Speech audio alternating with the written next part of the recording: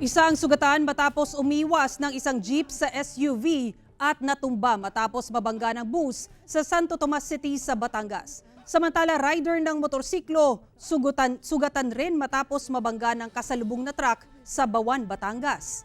Nakaalerto si Mark Lavaro ng GMA Regional TV Balitang Southern Tagalog.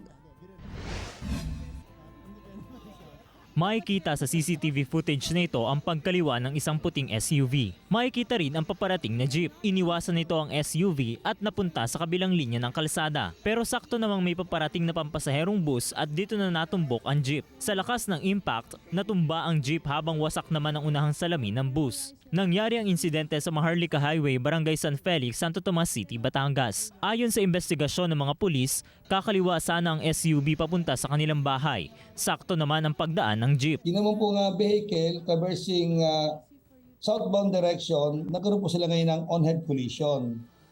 Then afterwards, nag-right turn po yung, turn right po yung jeep na tumba po. Isang pasahero naman ng bus ang nasugatan sa insidente. Nakaagad na dinala sa pinakamalapit na pagamutan. Patuloy naman ang isinasagawang investigasyon sa insidente. Nagkausap na rin daw ang tatlong panig na sangkot dito. Sila po yung maharap sa kaso reckless imprudence resulting to damage to property.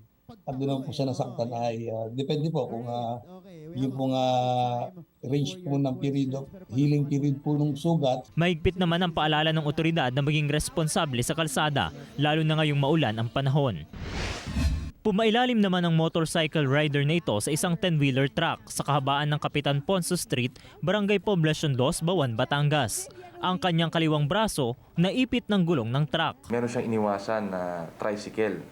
Kung kaya medyo kumain siya ng linya sa kabilang side. At sa kasamaang palad naman ay hindi niya napansin na mayroong parating na sasakyan na nahagip yung motor ni Rainiel at naipit yung kanyang kaliwang braso. Sinagot naman ng truck driver at operator nito ang lahat ng gastusin at danyos ng pagpapagamot ng biktima na kasalukuyan na nagpapagaling sa isang ospital sa Bawan. Ako si Mark Lavaro para sa GMA Regional TV.